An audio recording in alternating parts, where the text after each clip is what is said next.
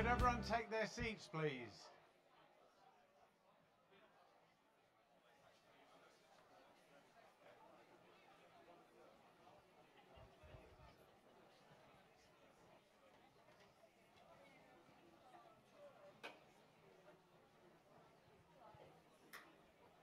Okay, could you all take your seats? We want to start.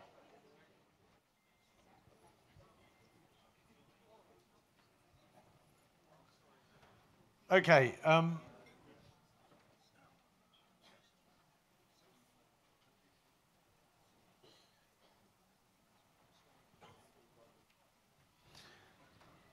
Welcome, everyone.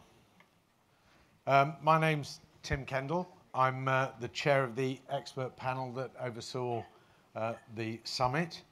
I'm also National Clinical Director for Mental Health in England. And I'm a consultant psychiatrist. I still work working with homeless people with mental health problems in a northern English city called Sheffield, which is actually my hometown. And we have people from Sheffield here, thankfully. So, welcome to the first ever Global Ministerial Mental Health Summit. And it's certainly the first ever big international summit of that kind that's dealt with mental health.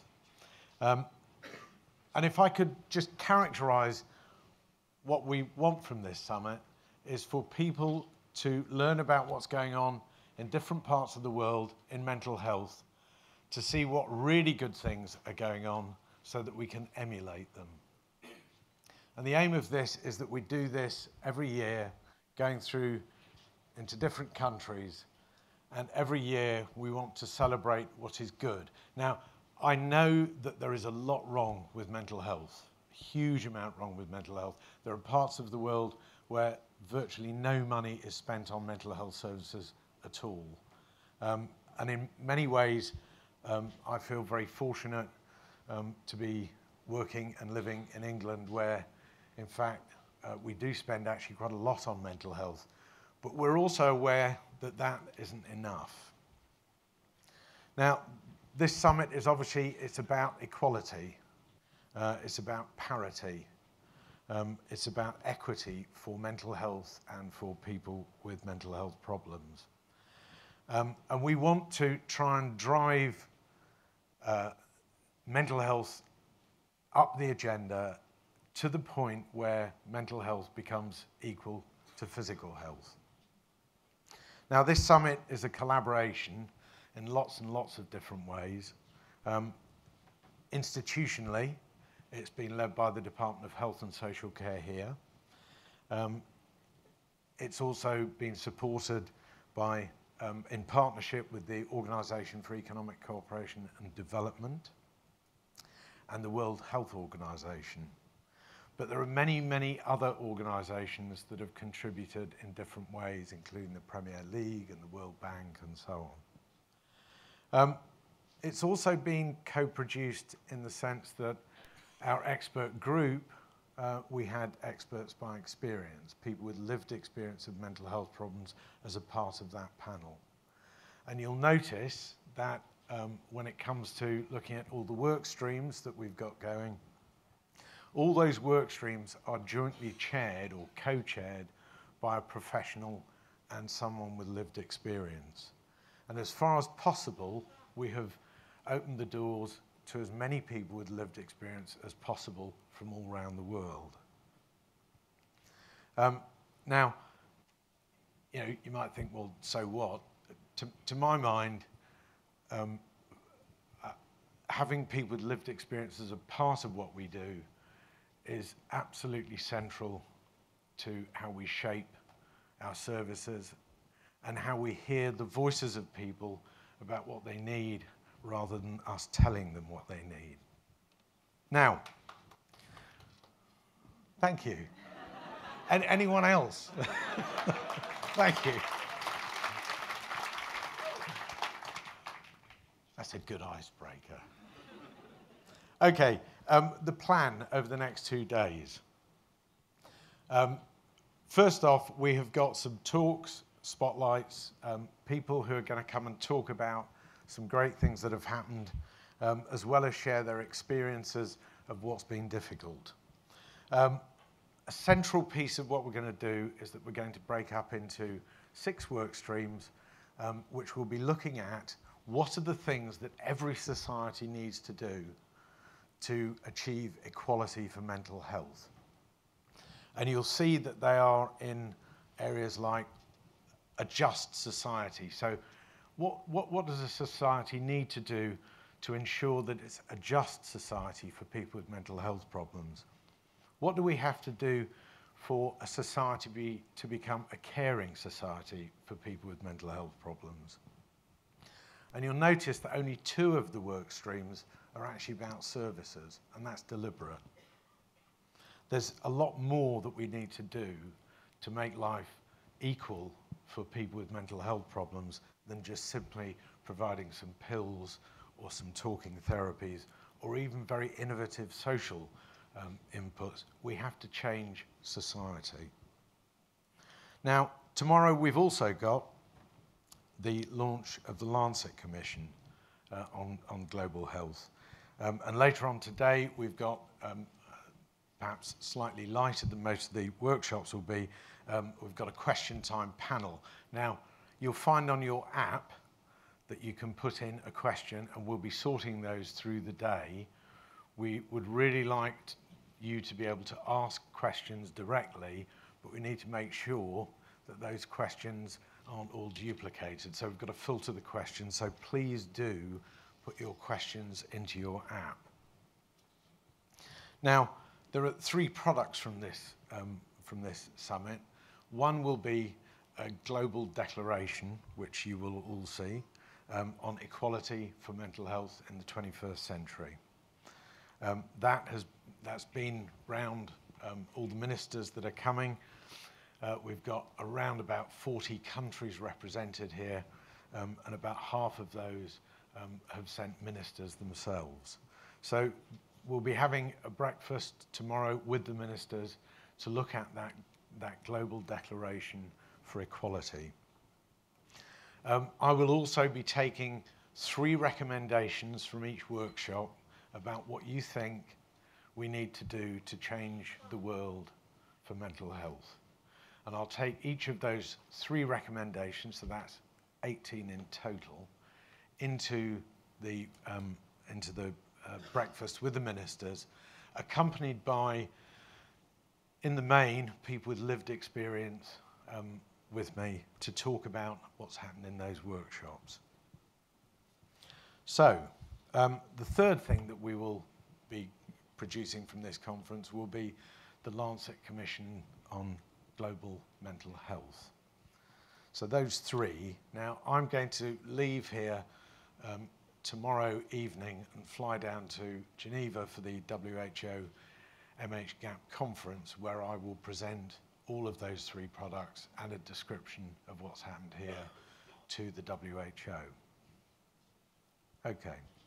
Now, don't forget that tonight, at around about 6:30, there'll be a boat, several boats outside that will take all of you up to the Tate Modern, where we will have dinner, we'll have music, we'll have food, I think wine, talking, and I hope friendship.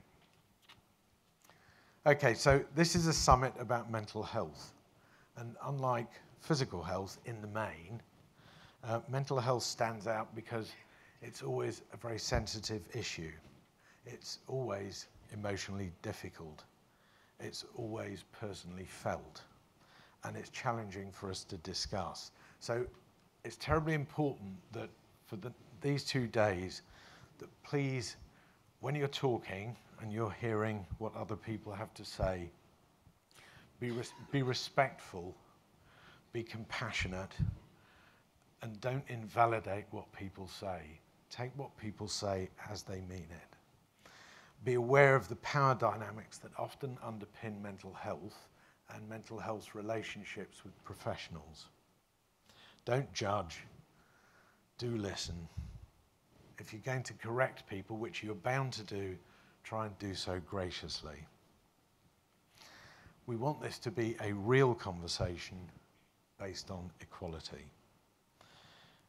Now, if people find what we talk about difficult and challenging, there is a quiet room that people can go to, and I'm afraid I'm not fully oriented in this quite complicated layout where it is, but I'm sure there'll be people with clipboards that will know where it is. And a final point is about photographs. We want people to use social media to take photographs, to put them out on Twitter or whatever you do. But try and remember, some people may not want to be photographed, so do be sure to make sure that if you take photographs of people that they've given you the okay. Most important is that we want everything to go sufficiently well that next year people want to come again. So that's all I think I've got to say now.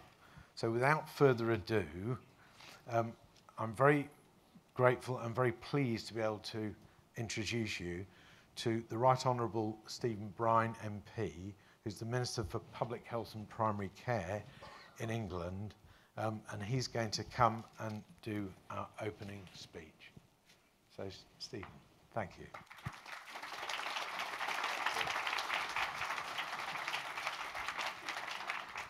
Thank you very much, Tim. Well, on behalf of the UK government, our partners, the OECD, and our supporters, the World Health Organization, it's my absolute pleasure to welcome you to the first ever Global Mental Health Summit, and a very warm welcome to London. I recognise a few faces from G20 last week, which was in Argentina. We have the same blue skies. It's not quite as warm as it was last week, but it sounds like you have a fantastic agenda, and it sounds like you have a fantastic evening with food, wine, and even a boat.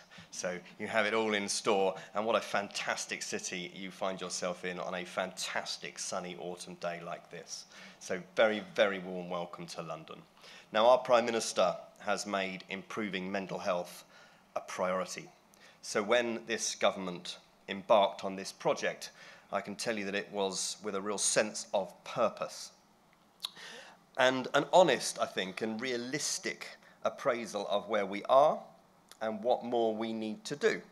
The mental health challenge isn't confined to the UK, of course. It's a global challenge, like the issues we were discussing last week, and it's one that is growing, particularly among our young people.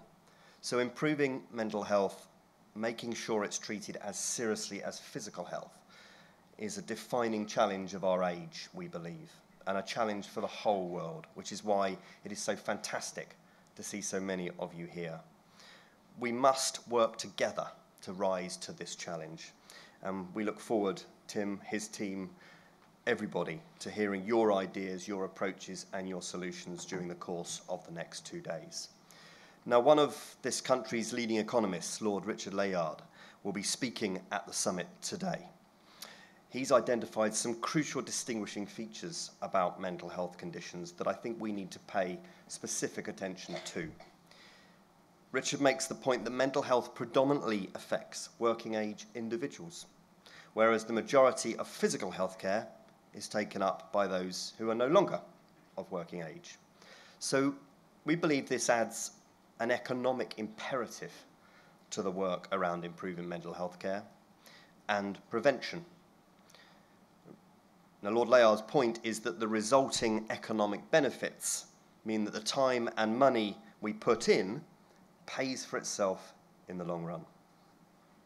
We are very fortunate that this summit has attracted so many people from around the world, but also that it's a focal point for so many crucial conversations. And as ever at these events, it'll be what goes on here in the plenary session, and it'll be as much what goes on around the exhibition, in the bilaterals that you will all have, and over the wine, and even on the boat.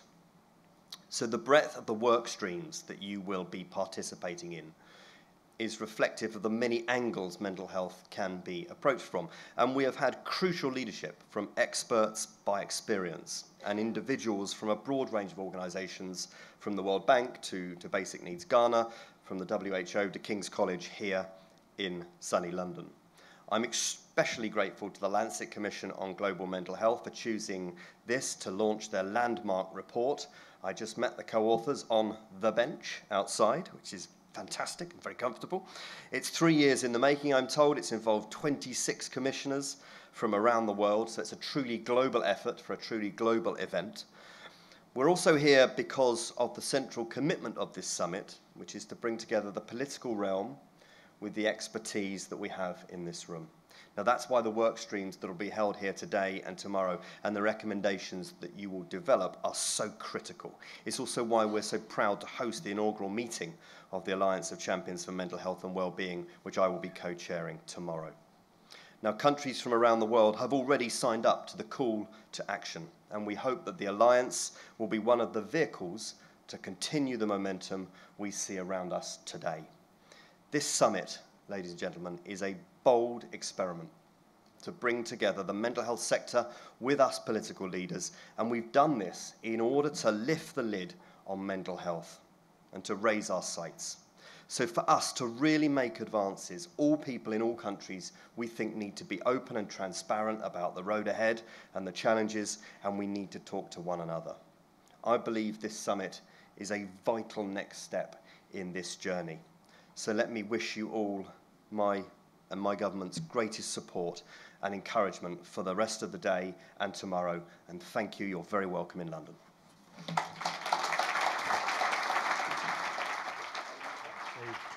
Thank you. Thank you. Thanks, Stephen. Now, we have our first spotlight, which I'm enormously pleased to introduce Arthur Evans, who's the Chief Executive Officer of the American Psychological Association, which I think someone told me is called the Big APA, whereas the one that I think the Psychiatric Association is a little one. Arthur is he's a clinician, a community psychologist, and I think a healthcare innovator. He was Commissioner of Philadelphia's Department of Behavioral Health and Intellectual Disability Service, which had a budget of $1.2 billion, which I thought that must be good. That's got to be good. But providing services for about 1.5 million Philadelphians. Now, he's had lots of great successes, not least of which that in 2015 he was recognized by the Obama administration, the White House Office of National Drug Control Policy, as an advocate for action, which I understand is quite an honor. So, without further ado, Arthur Evans.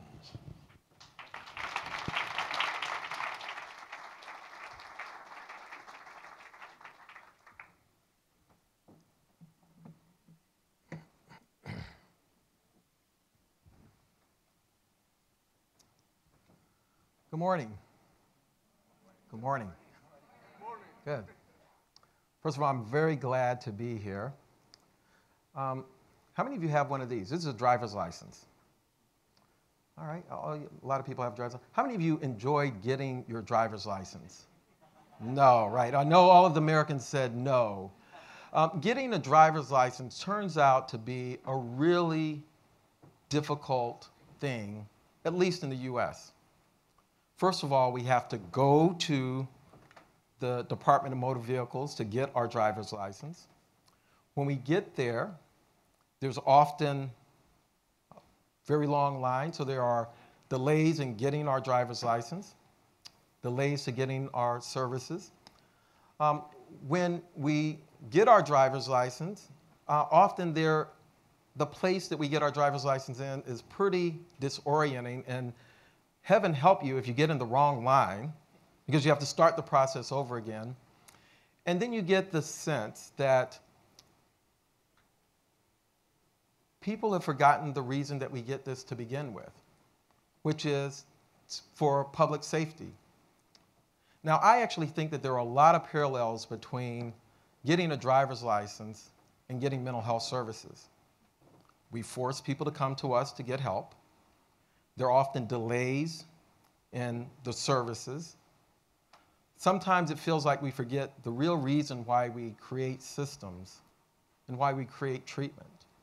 It's not to create great systems, it's ultimately to help people to have health.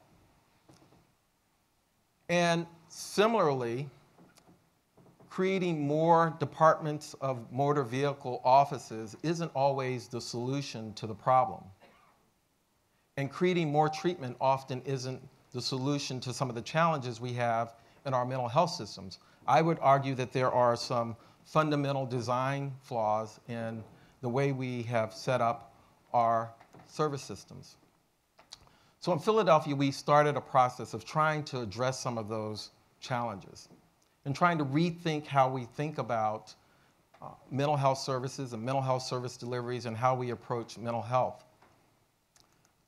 The city is a city of two tales. On the one hand, it is a gleaming city with lots of well-educated people, with wealth. On the other hand, it is a place that you see urban decay, violence, lack of hope.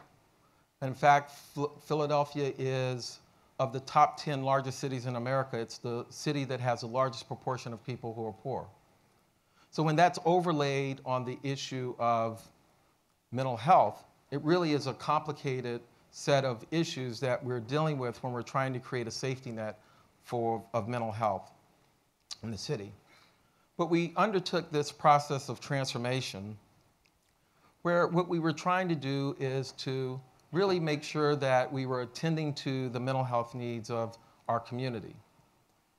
The first thing we did was to really focus on recovery as an organizing principle for how we thought about our mental health services. So what that meant is that we were moving away from a singular focus on psychopathology, illness, diagnosis, to really focusing on what people tell us they want. They want their lives back when they have a mental health challenge. They want to live in the community and have the kind of life that any of us would want to have. And so we started to use recovery as the organizing framework. So what that meant was for people like Bob, who lived at the corner of 13th and Market in Philadelphia, behind a dumpster, that for him, our goal in serving him was not to manage his symptoms. Our goal was to help him get a life back, the kind of life back that he really wanted. And so 3 years later, after engaging Bob, you would have been hard-pressed to figure out who Bob was in our office because he wore a tie every day and he was doing well, despite the fact that he had schizophrenia and a very serious mental health challenge. Our transformation also meant that we wanted to take on really large, intractable, or what seemed like intractable issues. Issues like the overcriminalization of mental illness and homelessness. And so we took on issues by partnering with other organizations, housing organizations, other kinds of organizations that allowed us to literally get many, hundreds of people who were chronically homeless off of the streets into their own homes. We saw our per person costs go from $115 per person per day for people who lived on the streets and who were homeless and had mental health challenges to $28 per person per day once we housed them. We saved millions of dollars that we were then able to invest back into our service system. And ultimately, we figured out that what we really needed to do is to focus on community health. And what that meant was that we were thinking about and really being intentional about trying to increase the mental health literacy of the community. That work started in the early 2000s. This is a picture of some people who were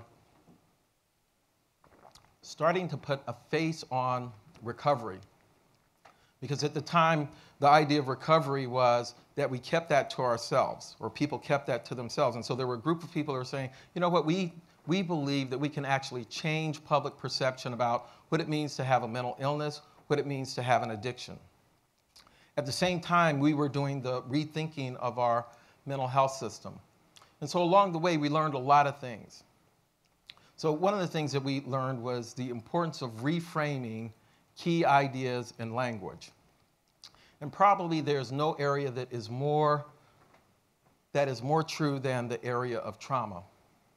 So I'm a clinician, and for most clinicians, we're trained to believe that trauma is something that is within the person, that what we have to do is diagnose the person, treat the person, and that is our role as a mental health system. So a very clinical focus.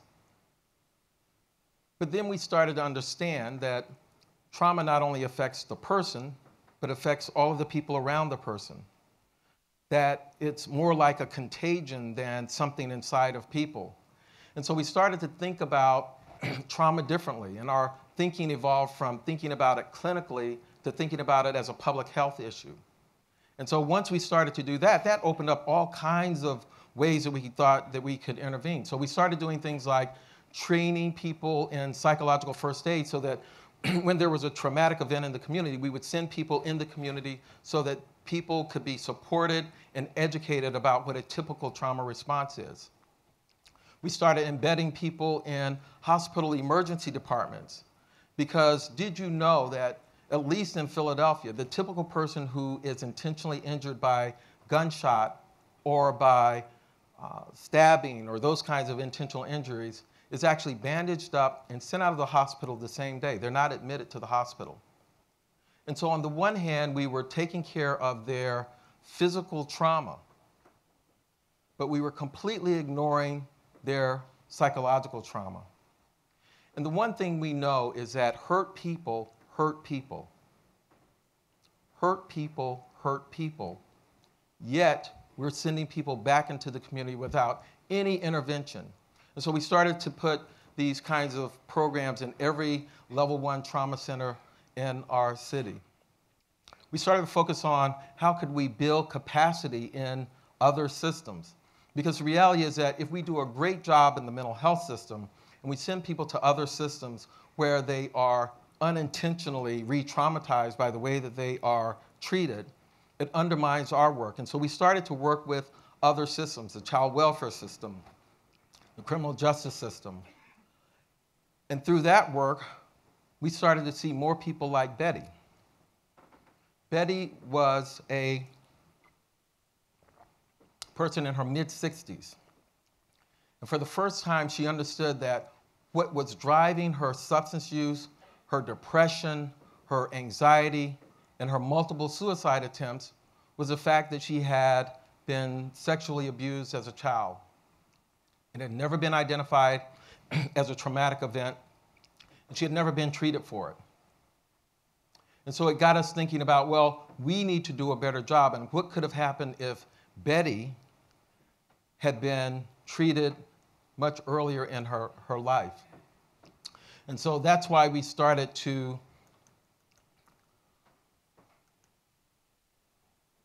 make investments in evidence-based treatments for the treatment of trauma. Made a lot of investments. What you're looking at is a map of Philadelphia. And each of these dots is a program that was trained up in a trauma treatment for children. But we didn't stop there. What we started to do is to screen children in primary care settings and pediatric settings. We screened about 30,000 children, 10% of whom screened positive for traumatic stress. And then we were able to connect them to evidence-based, empirically supported, scientifically validated treatments for the treatment of their trauma, preventing a life of suffering, a life of pain as a result of untreated trauma. We not only learned that it was important for us to reframe concepts like trauma, we also learned that it was important for us to rethink our language. So I said that I was a clinician, and one of the things that I learned as a clinician is that there's certain groups, men being one of them, that don't talk about their feelings. The typical guy that I work with, if you ask them, how are you feeling, what would they say? All right. Whether they're all right or not. And so we knew that we had a particular challenge in serving men, particularly men of color, African American men, Latino men, Asian men, because they weren't seeking out services at the rates that we would expect given their numbers in our population. And so what we understood was that if we were going to reach these groups, we needed to reframe how we talked about mental illness. And so we reframed it to begin talking about mental wellness and mental strength and what they needed to do, because ultimately what we wanted people to do is to take on this issue and understand that their mental health was as important as their physical health. And so if we were going to do that, we had to reframe the language. And so we started with a project called Engaging Men of Color. This is working with African American men in particular in this particular project. So what we would do is this. We said, let's see if we can get men to talk about their mental health. And we partnered with an organization called First Person Arts, a professional storytelling group.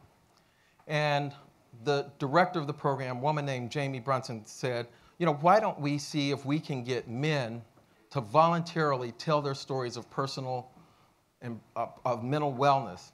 And so we put out a call to the community, said, we're looking for men to tell their stories of their own psychological resilience and strength. Now, we had no idea. In fact, we were kind of doubtful that men were going to voluntarily come forward and tell their stories in a public way in a program that we were going to put on. But in fact, people did. And then the other thing that we did is that we went out and got a celebrity, and these are some of the celebrities. The gentleman at the top, young man, is a popular actor from a program called Empire, a popular program in Philadelphia, but he's also from Philadelphia. And so the format was that we would do this program, have these men tell their stories. We'd have a celebrity like Tariq Carter, who is the lead singer from the band, Jimmy Fallon's band, The Roots. And frankly, we thought that, because the idea was to have people tell their stories and then have a talk back with the audience. And frankly, we thought that once the celebrity told their story, people were going to bail on us. They were going to leave. But people didn't. So on a Friday night in Philadelphia, we had 300 people in a venue that we had sold out. We actually didn't charge people, but the venue filled up. And people were talking about men's mental health. And then the next time we did it, we had 600 people. And then the next time we did it, we had 1,000 people, including the mayor and the school superintendent. Number of people started to engage around this issue of what are we doing about men's mental health? And what it told us is that this was a conversation that the community was hungry to have. Another really important lesson is the issue of meeting people where they are. Now, I think that the way we have constructed most of our mental health systems is on a black box paradigm. Now, the way that works is this. We create a black box called treatment. People get ill. They have depression, anxiety. We ask them to come to us. We diagnose them. We treat them. And then we discharge them hopefully as well. Now, there are a lot of problems with that paradigm, and we don't have time to go into all of that, but one of the main problems with that paradigm is that it's very passive, and it assumes that people are going to come to us. And we know from all of the research and the literature that people don't come to treatment. In fact, half of the people are not going to come to our mental health clinics. And because of that, if we were 100% effective in treating people, we'd still be missing half of the people in our population. And for some groups, it's even a larger proportion of the population. So what we started doing is saying, okay, well, if people aren't coming to us, why don't we go to people? So if people are in parks, we should go to parks. If people are going to health fairs, we should go to health fairs. If people are going to libraries, we should go to libraries. And so we started to put together teams of people who would go into the community, put a diverse group of people. Some are clinicians, some are people with lived experience, some are people who are straight, some are people who are gay, some speak Spanish. But we take these diverse teams, go into the community, and provide information and also do community screenings for mental health. And when we first started doing this, people said, people are not going to come up to a table in the community that is about mental health and seek out information. Well, it turns out that they do. Lots of people came up to the table. Lots of people sought out information. They come up to the table and say things like, you know, I have a brother, or my spouse is having a problem, or, you know, I've been very anxious or depressed. It was the first time that anyone ever talked to them about their mental health, and it gave us an opportunity to intervene. We put a big sign up that said something like, get a checkup from the neck up. Or, how are you feeling today? So again, what it told us was that it's really important for us to go to where people are, to get to people and meet them where they are. One of the most profound things about this is that every time we did this, there was at least one person that walked up to us who was contemplating suicide at the time. At least one, sometimes more than one. And so the question for us is, well, what if we weren't there that day? And what is happening all of the other days that we're not in the places that people come to? Another important notion that we learned is the idea that it's important for us to ask questions. Now, I'm a recovering bureaucrat. I did that for 20 years. I worked in public policy in Connecticut and Philadelphia for 20 years. And one of the things that us bureaucrats are really good at is coming up with solutions to people's problems and then getting them to buy into them or taking them to people. Now, one of the things that we learned is that it's so much better when we go to communities and we ask questions. I have a saying, inherent in every community is the wisdom to solve its own problems. That most communities know their problems, what their problems are, and they know what the solutions are. But we got to ask. This is a Burmese and Bhutanese community in Philadelphia, a very small community, immigrant community. Members of this community aren't going to go to a traditional mental health clinic. And so when we went to the Burmese community, Bhutanese community, we asked them, how can we better meet the mental health needs of your community? What they said is, let's create a storefront where people can come for the help that they need. So if they needed English as a second language help or they needed immigration help, that they could come to this storefront and get that help. And what we'll do is we'll embed a mental health professional in the middle of the storefront. So that's what we did. We supported their solution. And it turns out that this person was able to identify people who, in the course of seeking help, it was very clear that they were having mental health challenges, like a young girl from a South Philadelphia high school who came in talking about her depression. And it turned out that when the clinician started working with her, that the reason that she was depressed was that she felt very isolated in her school. And she dug a little more and she found out the reason she felt isolated was because she couldn't interact with a lot of the students who spoke Spanish, and she didn't. And so the solution was for her to take Spanish classes so that she can interact with her fellow students. She didn't need antidepressants or psychotherapy, even though I like psychotherapy. I trained in psychotherapy. But the solution made sense for her. And so communities know how to reach their members of their community. They have the solutions. And if we can listen, we can reach people that we would otherwise not reach. And finally, one of our most important lessons was broadening our perspective from a systems perspective to a community perspective. So what do I mean by that? I spent 20 years as a systems administrator trying to figure out how to make systems better. But it wasn't until we understood that our role isn't to make systems better ultimately. Our role really is to help communities be healthy. The role of the DMV isn't for us to just get a license. It's to help us have safer communities. And when we started to have that framework, it opened up all kinds of ways that we could intervene. So it wasn't just that we needed to make the system better in order to improve people's health. There are many ways that we could do that. We started to explore ways that we could make and help people's mental health. Now, this is a mural in Philadelphia. To give you a sense of the scope or the scale, that's taken from a mile away. It's a 5-story mural. If you go to Philadelphia, you see these murals all over the place. And when I came to the city back in 2004, I thought that these murals were painted by an artist on scaffolding on the side of a building. Well, it turns out they're actually painted by the community. And what the city's mural arts program did is they would go into a community, engage members of the community around a particular topic, get an artist to work with the community, come up with the concept of a mural.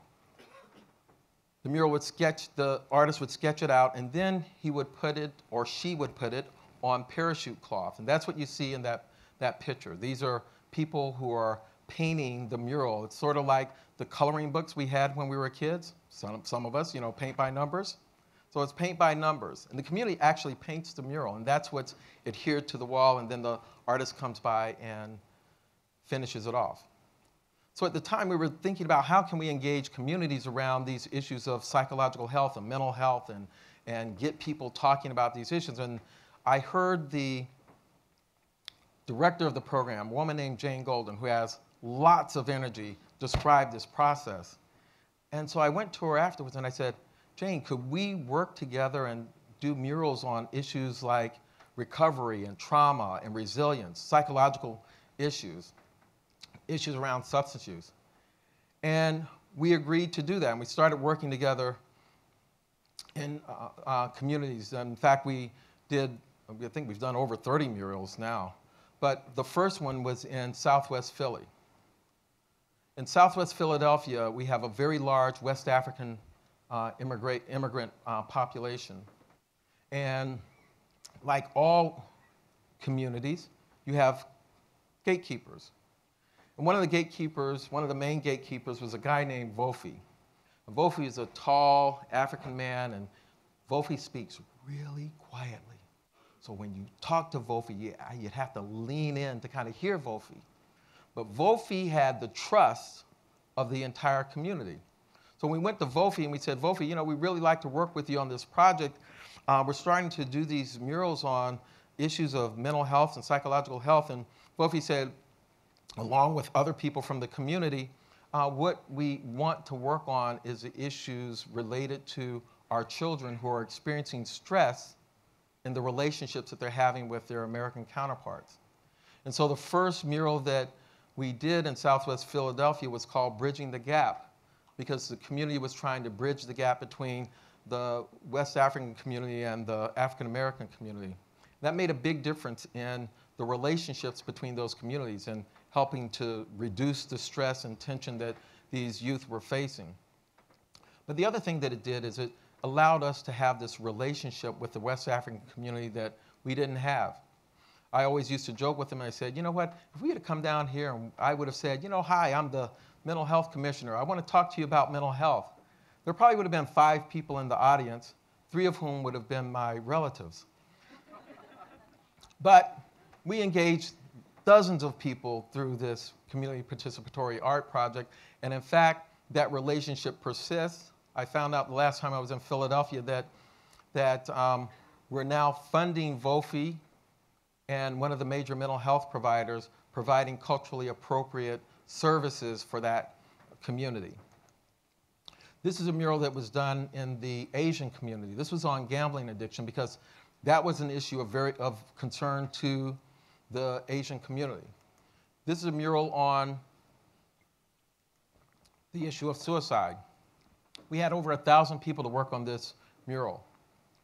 We had a lot of firefighters who had died recently, and so their buddies came and they honored them by participating in this mural. So we began reaching people who we would not normally reach because we were willing to use a different method. One of my favorite murals is this one called Personal Renaissance. In this building is a methadone program, a lot of stigma attached with methadone, and many communities don't want these programs. And in fact, the community didn't want this program there. But the whole idea is that not only were we working with the provider, we were working with the community. So the provider invited the community in. Can you tell the people in this picture who are the clients and the people who are the community members? You can't. And we know from a lot of psychological research that one of the ways to reduce stigma is to bring people in close proximity. And so when the community and the program got together, this is what they created. And you can see all of the stories in there from the community members and from members of the program about their own personal renaissance, how they overcame various adversity and recovery. So, can we really reframe how we address mental health? Can we really change public perceptions around mental health and substance use issues? Can we really mobilize communities to be active participants in addressing mental health issues? Well, if that early recovery walk is any indication, that's what the walk looks like today. So thousands of people who are engaged around the issue of recovery and mental health. So the issue is, yes, we can change how the public sees these issues. We can engage people and get them interested in the issues that we work on every day. As one of the faith leaders in Philadelphia said, you know, Dr. Evans, you all wanted to change the system, but what you got was a movement. I believe that if we really want to change systems, it's about creating a community movement. So I want to invite you to join me in a conversation about how we can change systems. Can we create a global movement to change how we approach mental health? So I want you to even take out your phones and tweet me or tweet and tag me. And let's have a conversation about ideas that you may have heard today or ideas you may have been thinking about that help move us towards a global movement in changing how we approach mental health. What I know is that there are too many people in our communities who suffer needlessly because we haven't redesigned our systems in a way to reach them and to meet their needs. So I'm absolutely convinced that if we create this kind of movement, that we can actually reach those people and change people's lives. So I know that we can do better. I know that we can do that by working together. And given this group, if not us, who? And if not now, when? Thank you.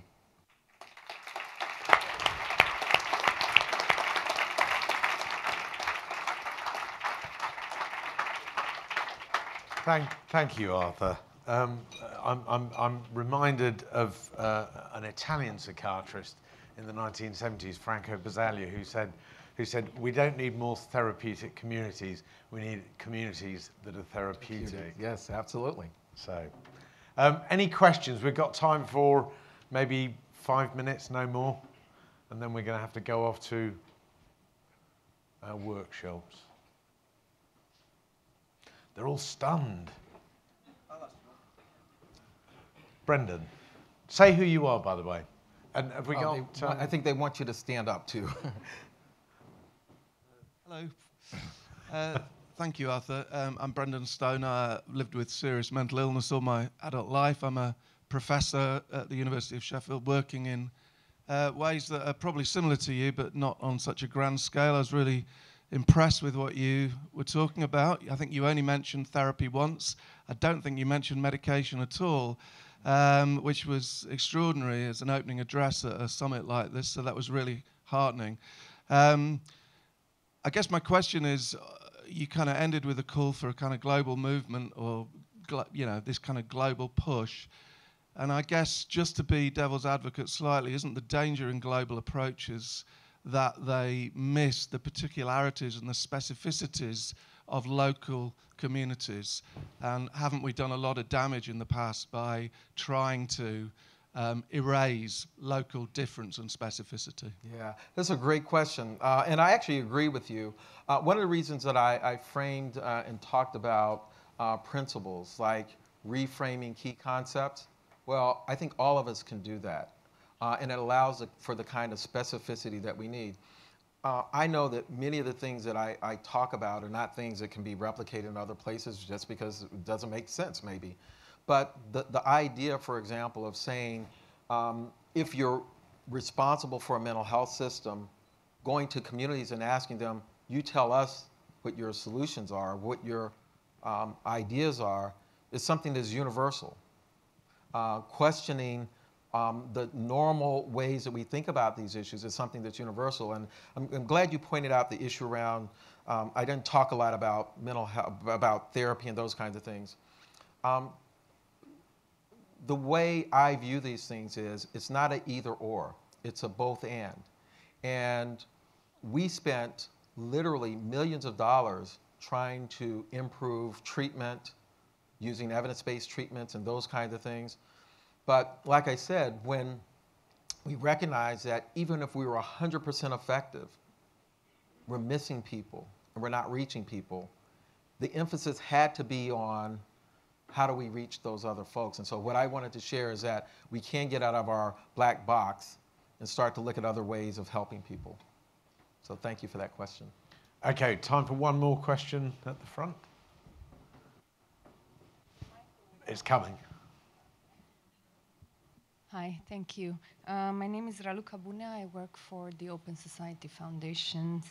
I thought your presentation was absolutely incredible and hit the right spot. But I'm just wondering, with the US having the worst mental health outcomes with the highest budget allocation in the world, how is your program received? Because it seems to be challenging mainstream thinking in mental health that is preserving that system with worst outcomes. So how is your program received? Yeah, another very interesting question. So I have the privilege to go around the country and talk. And every place that I've gone in the US, whether it's south, north, urban, rural, people resonate to these ideas. Because if you, like me, you've dedicated your life to this work, people ultimately want to see people get better and to have better lives. And a lot of times when we're in bureaucracies, we're so constrained, our thinking is so constrained by the bureaucracies that we're in that we can't get out and see other solutions. So when people see other ways that they can possibly address these issues, I think most people are very open and receptive to that. I just think we have to have the courage to take risks, to think differently, to push the envelope, because I'm really convinced of this. If we do the same things, we will absolutely get the same results. It's the only way that we're going to make a difference and make headway on this issue. So I think most people are very open to those kinds of ideas. Now, I'm aware that we're going to have to all move off to our workshops. So thank you very much, Arthur. Thank you.